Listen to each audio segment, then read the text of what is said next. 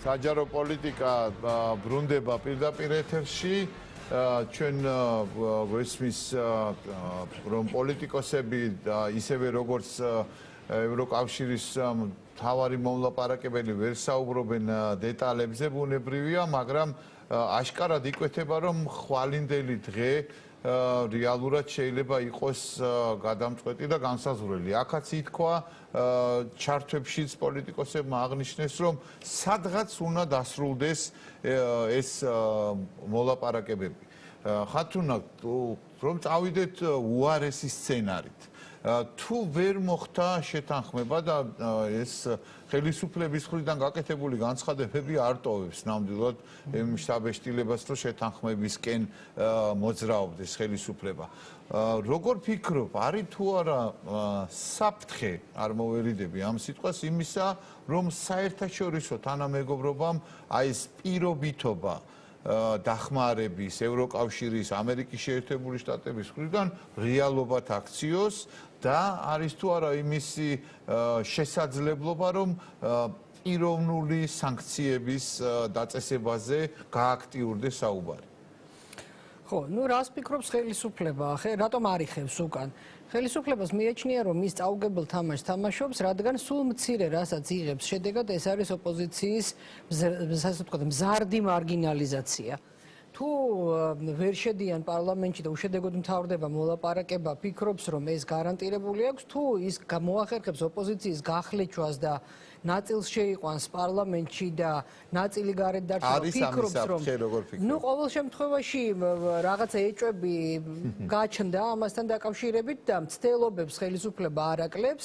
ამ შემთხვევაში როგორც შესრულებია, ასევე გარეთ დარჩენილებიც კვლავ დგებიან მარგინალიზაციის და უფრო მეტად მარგინალიზაციის საფრთხის წინაშე და ფიქრობს, რომ ამ თვალსაზრისით არის მოგებული. ერთი რამ მინდა ვთქვა, გადაჭრით, რომ როგორადაც არ უნდა დასრულდეს ეს მოლაპარაკებები, რაც დგას დღის წესრიგში ყველაზე ცხადად არის ქართული პოლიტიკური სპექტრის განახლების, აი რადიკალური განახლების აუცილებლობა, მაგრამ ეს ძალიან მსხვილი თემაა და ახლა ამაზე დროს არ დავკარგავ, ამაზე საუბრი, თუმცა ვფიქრობ, რომ ამაზე ეს ერთ-ერთი გენერალური მიმართულება უნდა იყოს, მათ შორის მედია ხაზის, იმიტომ რომ რადიკალურ განახლებაში რას გულისხმობთ? საინტერესოა მართლა თქვენი პოზიცია, მე ვნახე თქვენი სტატუსი. იზიარებთ იმ მიდგომას, რომ ივანიშვილი და სააკაშვილი არ ვსვავთ ტოლობის ნიშანს, მაგრამ ივანიშვილი და სააკაშვილი უნდა გაიწიონ ქართული პოლიტიკიდან? მე ვგულისხმობ იმას, რომ ქართული პოლიტიკა უნდა გაჯერდეს ახალი იდეებით, ახალი სახეებით, ახალი აზროვნებით და რამაც საბოლოო ჯამში უნდა დააბრუნოს ქართულ პოლიტიკაში რწმენა. ადამიანების თვითშეფასების ამაღლება, სახელმწიფოს მიმართ რწმენა და შესაძლებლობების მიმართ რწმენა დაკარგული აქვს საზოგადოებას. მე ყველას ასე ვთქვათ, ერთ ქვაბში ვერ მოვხარშავ, ბევრი პერსპექტიული და რაც მთავარია, მორალური საზომის პოლიტიკოსები საბედნიეროდ ამ ქართულ პოლიტიკურ სპექტრში არიან, მაგრამ როგორც ჩანს, ეს არ არის საკმარისი იმისათვის ზოგადად ისევე როგორც ყველამ და ყველაფერმა მობეზრების ეფექტი მარტო ხელისუფლო ძალას არ აქვს ხოლმე, აქვს ოპოზიციასაც და ამიტომაც აუცილებელია აი ეს განახლების ახალი ნაკადის შემოსვლა. სანქციებზე აუცილებლად. დღეს სხვათა შორის ამერიკის ყოფილი ელჩის ინიციატივა გამოქვეყნდა იანკელი, სადაც ის ამბობს, რომ უკვე დროა სენატორების ჯგუფიც, ისევე როგორც სენატორების ჯგუფი ჩაერთოს მედიაციაში პირდაპირ და ჩამოვიდეს საქართველოში. მე ვფიქრობ, რომ ჩვენ ამას ვერ გადაურჩებით და ძალიანაც კარგი რომ ვერ გადაურჩებით, იმიტომ რომ მე ვrčება შთაბეჭდილება, რომ დენიელსონი მხოლოდ ისევ მოლაპარაკების პუნქტებით არის ჩამოსული, რატომღაც მეგონა რომ მოლაპარაკებასთან ერთად ბერკეტებსაც ჩამოიტანდა, იმიტომ რომ სხვაგვარად შედეგამდე ვერ მივალთ, ანუ რას გულისხმობ ბერკეტებში რომ ჩამოიტანდა მოლაპარაკების პუნქტებს, იტყოდა და თუ ამაზე არ თანხმდებით, გელოდებათ აი ეს და მათ შორის ფინანსური სანქციები, იმიტომ რომ სენატში განხილვების დროსაც პირდაპირ იყო ნათქვამი, რომ თუ ამჯერად კრიზისის გადაჭრა ვერ მოხერხდა, მაშინ ყველა შემდგომი ფინანსური დახმარება და არა მხოლოდ ფინანსური იქნება დაკავშირებული კონკრეტულ პირობებთან და ეს პირობები ბუნებრივია ისევ იქნება მიმართული იქეთკენ, რომ საქართველოს დაბრუნდეს დემოკრატიულ სივრცეში, ხო? და ერთი და უმნიშვნელოვანესი კიდევ გუშინ წინ ბაიდენი ძალიან საინტერესო მოსაზრებები გამოქვეყნდა, სადაც ის ამბობს, რომ დღეს მსოფლიოში დაპირისპირების ხაზი გადის არაპოლიტიკური და ეკონომიკური ინტერესებზე, არამედ ღირებულებებზე. და ამ რეგიონში რატომ არის ასეთი უპრეცედენტო ინტერესი საქართველოს მიმართ? იმიტომ რომ ევროპისა და ამერიკის მხრიდან, იმიტომ რომ ამ რეგიონში არავინ სხვა გარდა საქართველოსი ღირებულებით მოკავშირედ ამერიკის შეერთებულ შტატებს უკვე ვეღარ და აღარ გამოადგება. თუ მას ჭირდება და ჭირდება როგორც ჩანს ღირებულებითი მოკავშირე, ეს მხოლოდ შეიძლება იყოს საქართველოს, სადაც კიდევ შესაძლებელია დემოკრატიული ღირებულებების, ცივილური და ცივილიზაციასთან ახლოს მყოფი და აუცილებელი ღირებულებების გადარჩენა. და მე ვფიქრობ, ამიტომაც არის ეს ჩვენი და ამერიკის ადმინისტრაციის საერთო ინტერესი. მე ზოგადად პროცესს უყურებ პოზიტიურად. ხვალ ალბათ არ დამთავრდება, ასე ვთქვათ, მოლაპარაკებით ეს პროცესი, მაგრამ თავისთავად ამ ინტერესებიდან გამომდინარე საქართველოს მარტო არ დატოვა. მადლობა ხათუნა. როგორ ფიქრობ არმას გაგრძელდება? აი ხვალ თუ ვერ შედგა შეთანხმება, გაგრძელდება ეს მოლაპარაკებები? ხო არ შეიძლება მართლა უსასრულოდ ველოდოთ წავითეს, ჩამოვიდეს და მართლა გადმოცხოვრდეს შვედი დიპლომატი საქართველოში, როგორც ეს სოციალურ ქსელში იყო აღწერილი. აი შვედ დიპლომატს, რომელსაც მართლა დიდი გამოცდილება აქვს, დარწმუნებული ვარ, რომ გულის სიღრმეში ეცინება და ვერაფრით ვერ ხსნის, რასთან აქვს საქმე, რა ნაბიჯის გადადგმა. აი ერთი წამით დავიცხროთ ყველანაირი ემოცია ხა დაკავშირებული აი ამ პროცესთან.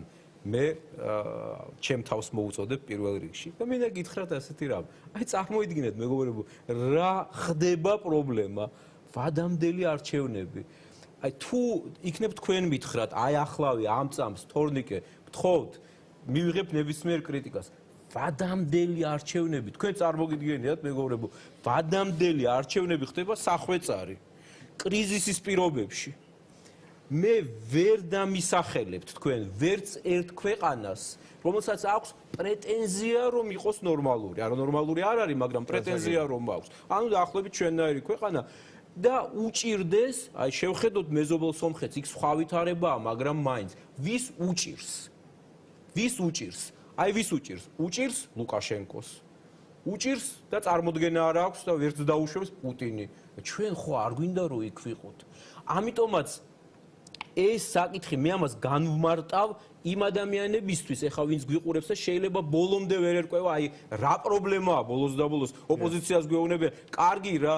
მეგობრებო, იქნებ დამარცხდეს ოპოზიცია ვადამდელი არჩევნების პირობებში და თქვენ გამორიცხავთ ამას? გამორიცხვით, ვერავინ ვერ გამორიცხავს. და იქნებ ისეთ წარმატებას მიაღწიოს, ისეთ გამაჯერებელს, ოცნებამ. რატო ფიქრობთ, აი რა არის ამის მიზეზი? არმას აი ამ რატომ უჭირს? გაჯიუტების. აი, მადლობა, რომ მე მინდოდა ეხლა მეთქვა სწორედ უკვე ამაზე მეთქვა ორი სიტყვა. გაჯიუტების მთავარი მიზეზი არის ერთადერთი. როდესაც შენი ყოფნის პოლიტიკაში, შენი საჭესთან ყოფნის ერთადერთი ესეთი ფუნდამენტი თუ რაღაც ძალა, რომელიც გმატებს ენერგიას, არის არა დამოუკიდებელი და სამართლიანი სასამართლო, არა ხელისუფლების დანაწევრება, არა შიდა პარტიული დემოკრატია, ან რამენაირი დემოკრატია საერთოდ. ხვდებით? არა ადამიანების ჩართულობა, აი ჩართულები ვართ ბათუმში და ვერაფერს ვერ ვახცევთ. ხვდებით? ანუ არაფერი ეს არ არის, არის მხოლოდ ერთი რამ. ის იქ, რომელიც ჭრდილში გავიდა, მაგრამ იმხელა რესურსი აქვს ფულის, რომ ხვდებით, აი იყიდის და გაყიდის ყველას ერთად, ერთი და მეორე ენდობი შენ, აი ესე მაპატიოს, ეხა მე იმდენს ვიცნობ და თქვენს დარწმუნებული ვარ, შინაგან საქმეთა სამინისტროში, სუსშიც, იქ არის არაერთი აი შინაგანად წესიერი ადამიანი, მაგრამ რამდენია ნაყიდი ბოლომდე, ხვდებით, ან დაშინებული, ან დაშანტაჟებული და სხვა. ანუ მთელი ეს რესურსი ჩაიგდო ხელში ერთმა მუჭა რაღაცა ესეთმა ჯგუფმა ადამიანების და ესენი ვერაფრით ვერ თმობენ და თქვენს კითხვაზე რატომ პასუხი მარტივია, იმიტომ რომ არ ეთმობა, ხვდებით, რომ დათმოს ნიშნავს რომ მე ვიღაცამ უნდა აგოს პასუხი უკვე ნორმალურ პროკურატურასთან, ნორმალურ სასამართლოსთან, ვიღაცა უნდა დაკარგოს ის წყარო, რომელზეც აი მილი, რომელზეც შეერთებულია და მდიდრდება და ივანიშვილმა გავლენები უნდა დაკარგოს. სად წავიდეს? წასასვლელიც აღარ დაიტოვა. ანუ აი ამ დილემის წინაშე დგას დღეს ოცნება მისი მართველობა, თორემ ვადამდელი არჩევნები? აი ხა აი პირობითად ესე მოდელირება რო გავაკეთოთ, აი ჩვენ თუნდაც ვართ რაღაც ესეთ პირობითად ხელისუფლების წარმომადგენლები და ქვეყანაში კრიზისია ესეთ ეკონომიკური, პოლიტიკური, პრემიერი წავიდა, სხვა რატომ უნდა გაგვიჭირდეს მეგობრებო, ვადამდელი არჩევნები დაუშვათ დავმარცხდით. აი გვეუბნებიან, კვლევა გვეუბნება რომ არა გაქვს შანსი და წავალ სახლში. არ წახვალთ თქვენ არ წახვალთ? იქნებით აქ იმუშავებთ. მე იმ საქმეს გავაკეთებ, ბახმაროს მივხედავ, ბათუმის ბულვარს, სხვა რაღაცას გავაკეთებ, მე მგონი შემიძლია. ანუ არა ვარ მე აი ამ პოლიტიკაზე ჩამოკიდებული და ესენი არც პოლიტიკოსები არიან, მაინც ჩამოკიდებულები არიან და იმიტომ რომ პოლიტიკა არის ერთადერთი საშუალება, ერთადერთი გზა მათი მრუდე, დამახინჯებული ვნებიანი აზრების განსახორციელებლად. სამწუხაროდ ასე იყო წარსულში, აქ წერტილს კი არ ვსვამ. კარგად ვიცი ხო რაც იყო. ერთი სული მქონდა 2012-ში ეს დასრულებულიყო. ახლა უნდა ეწყინოს სააკაშვილს და მის მომხრეებს და თუნდაც ნუ ეწყინებათ. მაგრამ მე დღეს სააკაშვილზე ხომ არ ვსაუბრობ. სააკაშვილზე ხომ აღარ ვსაუბრობთ. სააკაშვილი წავიდეს თუ არაო, ხელოვნურად არავინ არ წავა. მაგრამ ის რომ ქართულ პოლიტიკას ნამდვილად ჭირდება არსებითი ფუნდამენტური გადატვირთვა, ეს არის აქსიომა, იმიტომ რომ ქართულ პოლიტიკას ჭირდება ადამიანები, რომლებიც ახერხებენ იმას, რომ კრიტიკულ მომენტში, აი როცა შენ იქ ასე ვთქვათ, ღუმელთან მიგიშვებენ, არ მიქარავს. ხდებით? აი ვინც მიქარა, ნუ ცოტა ხანი მოითმინოს ხომ შეიძლება? ცოტა ხანი გაჩერდით, მეგობრებო, გუშინ მიქარავდით და დღეს მოდიხარ მორალს მიკითხავ, არ გამბოვა. დღეს მიხვედი ღუმელთან და კოშმარულად მიქარავ და მეუბნები რომ ვადამდელი არ გინდა და ვინა ხარ? შენია ეს ქვეყანა? შენია საქართველო? ნუ თუ არ ხვენია კობახიძეს და სხვებს ამ შავრაზმელ წულუკიანს კულტურას რო დაუნიშნეს, არ ხვენიათ მეგობრებო, ვინც მიცნობთ და ვინც არ მიცნობთ. თქვენ ვინ გეკითხებათ საერთოდ ვადამდელ არჩევნებს? მე პირდაპირ გეტყვით რომ ეს ეხა ტექნიკურად კია მათ ხელში, მაგრამ სამარცხვინოა რომ ამ საკითხს ქვეყნისთვის უმნიშვნელოვანეს ჩვენ ვუთანხმებთ იმ ერთ მუჭა ამ ვაი პოლიტიკოსებს პირდაპირ გეტყვით. ივანიშვილზე ჩამოკიდებულ პოლიტიკოსებს. აბა მითხარით ბატონო კობახიძეო, ქალბატონო წულუკიანო, შემახსენეთ, როდის უთხარით ბოლოჯერ ივანიშვილს არა. შემახსენეთ, შეგიძლიათ? მე გეტყვით რამდენჯერ უთხარი და რაზე უთხარი. როცა მთავაზობდა შენიყავი იქ სადღაც არ ვიცი იმის თავმჯდომარე, თქვენ შეიძლება რაღაც გახსოვთ, ამის თავმჯდომარე და თან რაღაცაზე უბრალოდ თვალი უნდა დამეხუჭა. რას ამბობთ? და მე თქვენთან როგორ მოვსულიყავი? ან იმ ადამიანებს ბათუმში როგორ შევხვედროდი? მე არ მინდა ასეთი პოლიტიკა.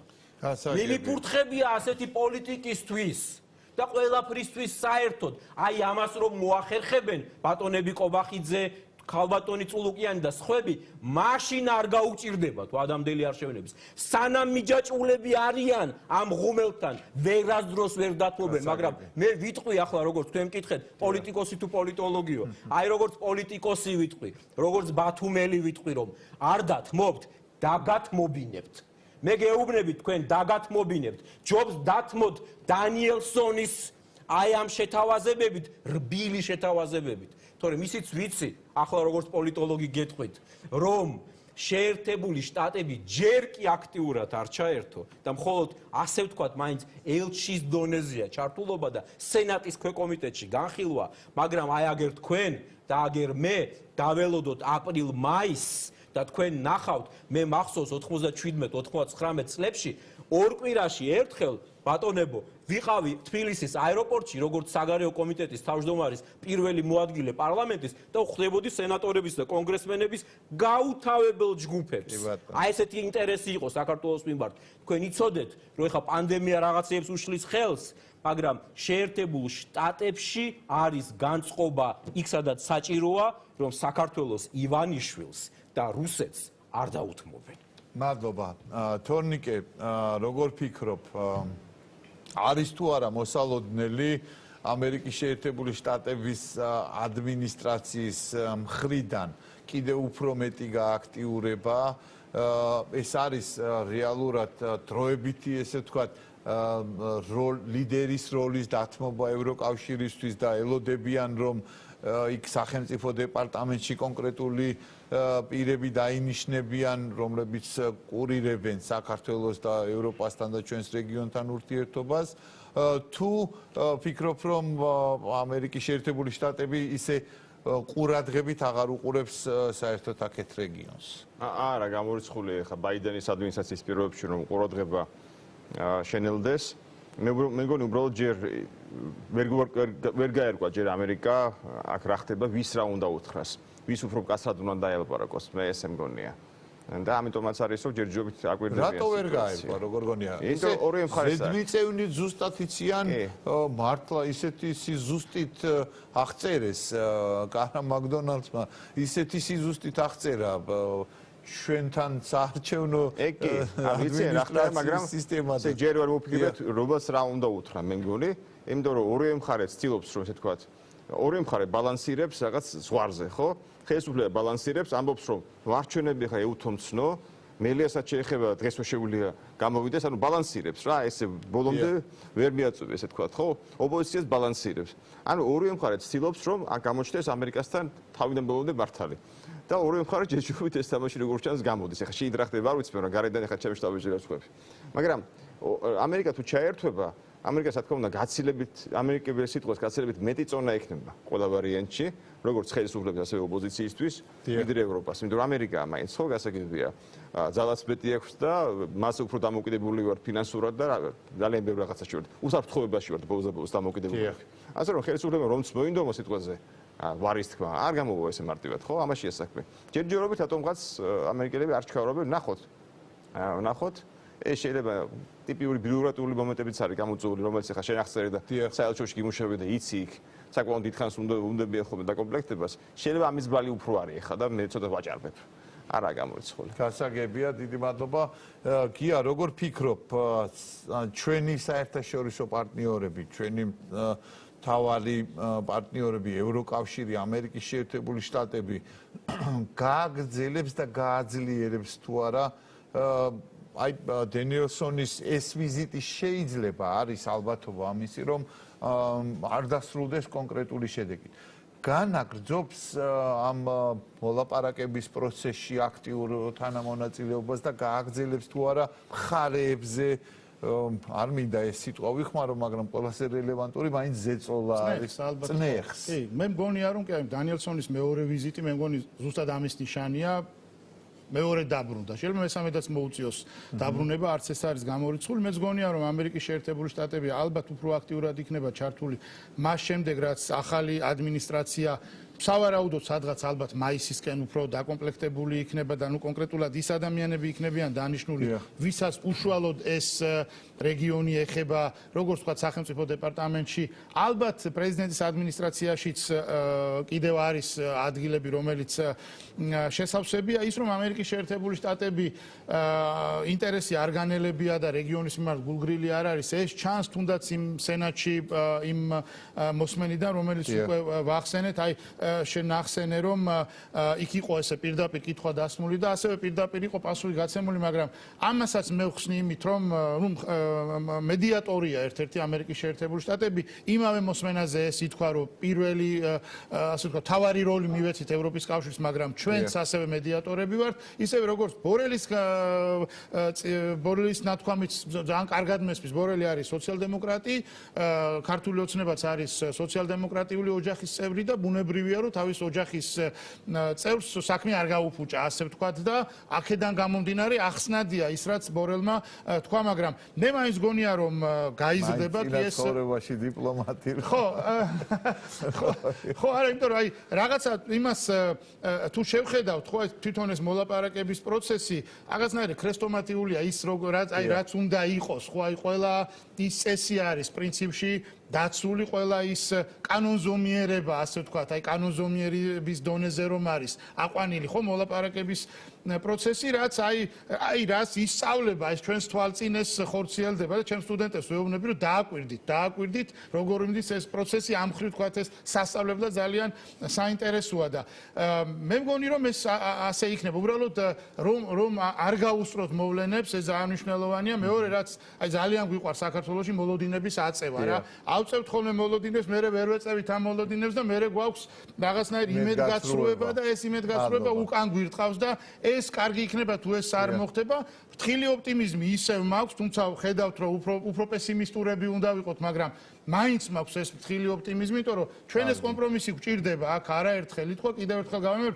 მათ შორის ჩვენ ეს კომპრომისი გვჭირდება იმისთვის რომ ქართულ პოლიტიკურ სივრცეს ჭირდება გადახალისება და გადატვირთვა შენი კითხვა იყო რას გულისხმობ ჩვენ გვჭირდება პოლიტიკური ელიტების სვლილება ეს ჭირდება ეს არის აი ამ კომპრომისზე უნდა აიგოს ესეც ამიტომ არის ჩემთვის მნიშვნელოვანი კიდევ ეს კომპრომისი რომ შედეს გადაცემის დრო იწურება არმას ბოდიში უნდა მოგიხადო ერთი წინადადებით თუ იტყვი და უნდა გადავიდეთ პირველ ხაზთან სოციალ-დემოკრატებთან ქართული ოცნება მე დავაკავშირე ვაღიარებ ამას მაგრამ მაშინვე უთხარი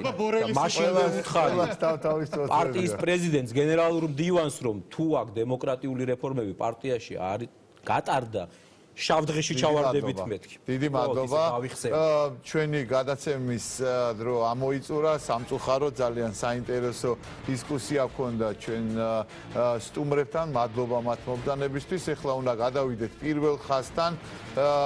უკვე არიან რამდენადაც მატყობინებენ ვიკა ბუკია და გიორგი ნიორაძე. მოგესალმებით საღამოს მშვიდობის. საღამოს მშვიდობის ალექსი. მოგესალმებით საინტერესოა რა თემებით იქნებით დღეს რა თემებს განიხილავთ ჩვენ და ვინ გეყოლებათ სტუმრად კი ბატონო კომპრომისი არა სისუსტის არამედ სიძლიერის ნიშანია დენიელსონის დღის მთავარი გზავნილი პირველი ხაზი დღეს უნებრივია მოლაპარაკებების მეორე რაუნდზე გაივლის პოლიტიკური შეფასებებით მამუკა ხაზარაძე ნინო ბურჯანაძე ხათნა სამნიძე თინა ბოკუშავა დღეს ამ სტუდიაში საკუთარ პროგნოზებს გააჟღერებენ ასე რომ საკმაოდ საინტერესო და მსუყე დღე იწურება დღეს ჩვენ ვიმსჯელებთ ყველა იმ განცხადების შესახებ რომელიც დენიელსონის საქართველოში ვიზიტის მეორე დღეს გაკეთდა პოლიტიკური პატიმრები და ვადამდელი არჩევნები კარგავს თუ არა ეს ორი თემა აქტუალობას რამდენიმე წუთში ვართ პირდაპირ ეთერში. წარმატებებს გისურვებთ, რა თქმა უნდა, ტრადიციულად ძალიან საინტერესო თემები გაქვთ, საინტერესო გადაცემა გექნება, წარმატებებს გისურვებთ, ჩვენ კი უნდა დავემშვიდობოთ ჩვენს მაყურებელს, მომავალ შეხვედრამდე, უკვე 4 შაბათს ეკა მიშელაძე დაგიბრუნდებათ პირდაპირ ეთერში. დიდი მადლობა ყურადღებისთვის, მშვიდობას და ჯანმრთელობას გისურვებთ.